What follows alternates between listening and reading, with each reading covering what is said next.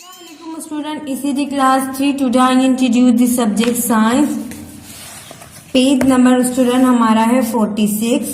हमारे टॉपिक का नाम है recognizing object by shape, by size, by weight, by texture. मतलब हम पहचानेंगे उसकी शक्ल के मुताबिक, उसके नाप के मुताबिक, उसके वजन के मुताबिक और उसकी बनावट के मुताबिक। बाय शेप मतलब स्टूडेंट उसके शक्ल के मुताबिक हम पढ़ेंगे पहले, ठीक है। Object come in many shape, object जो होते हैं वो किस तरह के, मैनी शेप मतलब कई शेप के होते हैं, ठीक है। Some are the shape of circle, और कुछ जो शेप होती है उसकी शक्ल जो होती है वो किस तरीके की होती है, सर्किल से होती है, राउंड एंड राउंड होती है। सम इज रेक्टेंगल होती है, some is square and some triangle. मतलब अब हमने जो पढ़ा है बाय शेप मतलब उसकी शक्ल के मुताबिक कुछ जो होती है वो राउंड राउंड होती है, कुछ जो होती है वो रेक्टेंगल शेप की होती है, कुछ जो होती है मतलब स्क्वायर शेप की, और कुछ जो होती है रेक्टेंगल मतलब यहाँ पर जैसे ट्रायंगल, ठीक है स्टूडेंट। अब हमने इसके शेप के मुताबिक तो पढ़ लिया, उसकी शक्ल के मुताबिक तो हमने पहचान लिया। अब हम उसके नेक्स्ट जो पढ़ेंगे बाय साइज मतलब हम उसके वजन के मुताबिक पढ़ेंगे, ठीक है। अब हम उसके नाप के मुताबिक पढ़ेंगे, ठीक है। ऑब्जेक्ट में भी बिग और स्मॉल। ऑब्जेक्ट क्या होता है, बिग बड़ा भी होता है और छोटा भी होता है। थिक और थिन मतलब मोटा भी होता है और पतला भी होता है। जैसे यहाँ पर देखिए मोटा जो है ये ब्लैक बोर्ड मार्कर होता है, और जो कॉपी मार्कर जो होता है वो क्या होता है, थिन होता है। ये थिक है और ये थिन है, ठीक है। हमने साइज के मुताबिक चला।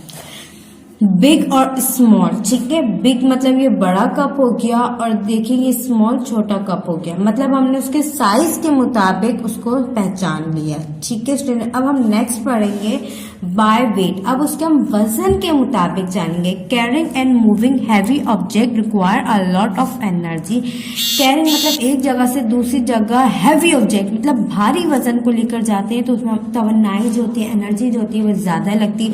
सपोज मतलब क्या जहन में रखें, ये जहन में रखें कि ये बेड है, हम इसको एक जगह से एक रूम से दूसरे रूम लेकर जा रहे हैं तो हमें एनर्जी की कितनी जरूरत है। इसके साथ साथ पता है स्टूडेंट उसमें बंदे भी जो होंगे वो भी चाहिए होंगे। एक बंदा तो बेड को तो नहीं उठा के लेकर चल जाएगा एक जगह से दूसरे रूम में, या हम एक रूम से दूसरे रूम में जो उसके हमने जो जगह चेंज कर रहे होते हैं, ठीक है, तो वो भी मुश्किल हो रहा होता है क्योंकि ये कैरिंग नहीं कर सकते। हम इतने हैवी ऑब्जेक्ट को हम एक जगह से दूसरी जगह कैरिंग नहीं कर सकते। However light weight object are easy to carry. मतलब कि लाइट जो होता है ना ऑब्जेक्ट, इसको हम कैरी कर सकते हैं एक जगह से दूसरी जगह। जैसे हम वॉच होते हैं स्टूडेंट, हम पहन के स्कूल भी जाते हैं, ट्यूशन भी जाते हैं, किसी इवेंट में भी जाते हैं, क्योंकि ये लाइट ऑब्जेक्ट है, हम इसको कैरी कर सकते हैं एक जगह से दूसरी जगह।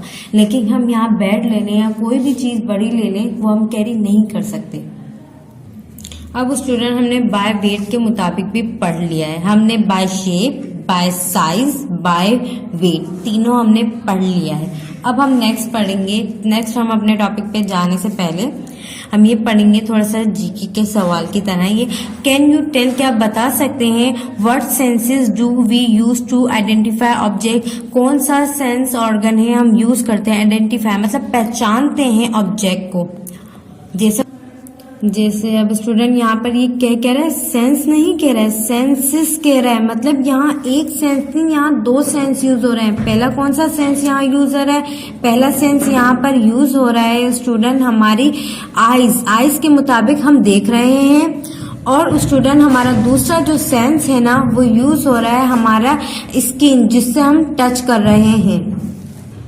स्टूडेंट आपको समझ में आ गया होगा। मैं अगेन इस सवाल को रिपीट भी करती हूँ। कैन यू टेल, क्या आप बता सकते हैं, what senses do we use to identify object. मतलब ऑब्जेक्ट पहचानते हैं ऑब्जेक्ट को किसके जरिए। सेंस नहीं आ रहा स्टूडेंट, यहाँ सेंसेस हो रहा है, दो सेंस यूज हो रहे हैं। पहला सेंस कौन सा है, हमारी स्किन है जो कि हमें टच कर रही है, फील करके बता रही कौन सा रफ है, कौन सा स्मूथ है, कौन सा सॉफ्ट है, कौन सा हैवी है, कौन सा लाइट ऑब्जेक्ट है, उसकी शेप बता रही है सर्कल, ठीक है। और इसके अलावा स्टूडेंट हमारा आईज भी यूज हो रहा है। दूसरा सेंस कौन सा, आईज यूज हो रहा है, जिसके जरिए हम देख रहे हैं जैसे कि कौन सी चीज है ना, क्या नाम है, सर्कल शेप की, कौन सी ट्रायंगल की, कौन सी बिग है, कौन सी स्मॉल है, ठीक है। अब उसके साथ हम इधर आते हैं, डू यू नाउ, क्या आप बता सकते हैं मटेरियल कैन बी रिसाइकल और यूज अगेन। अब स्टूडेंट पता है मटेरियल जो है वो क्या, हम यहाँ पर कोई सा भी मटेरियल यूज कर सकते हैं, वो साइकिल होती है, रिसाइकल उसकी होती है, ठीक है स्टूडेंट। इसी के साथ साथ हम अपने नेक्स्ट पेज पे आते हैं, पेज नंबर है हमारा 47, ठीक है। बाय टेक्सचर मतलब यहाँ पर बनावट के उस पे हम पढ़ेंगे, ठीक है। Texture is how an object feel when you touch it. हाँ, हमें किस तरीके कैसा फील होता है जब हम टच करते हैं ऑब्जेक्ट को, तो हमें कैसा फील होता है। इट इज रफ और स्मूथ, हमें यहाँ पर रफली फील होता है और हमें यहाँ स्मूथ फील होता है। हार्ड और सॉफ्ट, हमें यहाँ हार्ड भी फील होता है और उधर सॉफ्ट भी फील होता है, मगर यहाँ पर सवाल कर रहे हैं, ठीक है। रफ और स्मूथ, खुरदरा और हमवार, हमवार भी कह सकते हैं या प्लेन भी कह सकते हैं, ठीक है।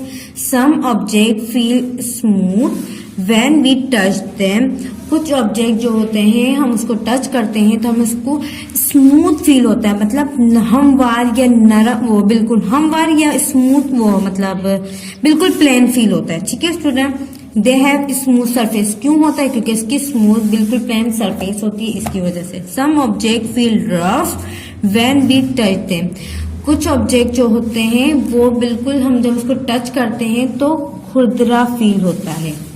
दे हैव रफ सरफेस, क्यों होता है, क्योंकि उसकी रफ सरफेस होती है, ठीक है, प्लेन नहीं होती है स्टूडेंट।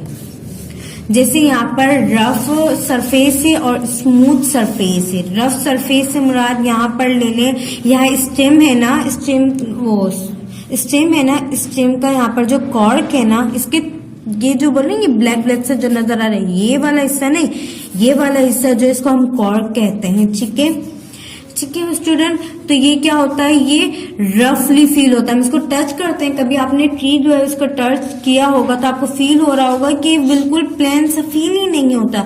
अगर उसके बजाय कट हुआ होगा और हमने यहाँ से उसको टच किया तो हमें थोड़ा सा स्मूथ फील होगा, ठीक है।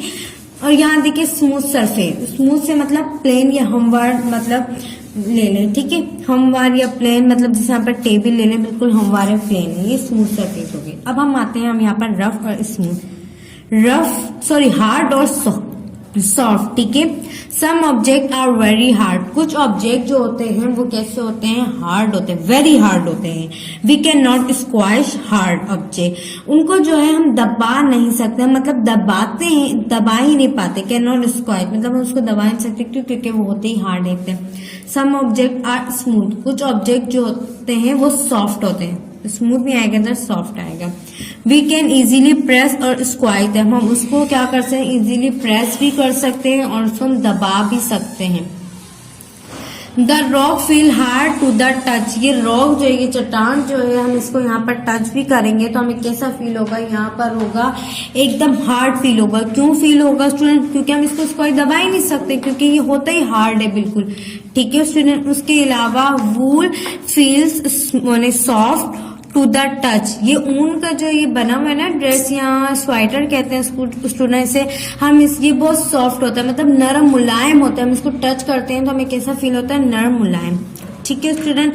अब यहाँ देखें एक्टिविटी है, look around in your class, ठीक है, आप अपने क्लास में इर्द गिर्द देखें एंड ग्रुप बनाए डिफरेंट ऑब्जेक्ट एज हार्ड और सॉफ्ट, रफ और स्मूथ, हैवी और light in separate column in your notebook.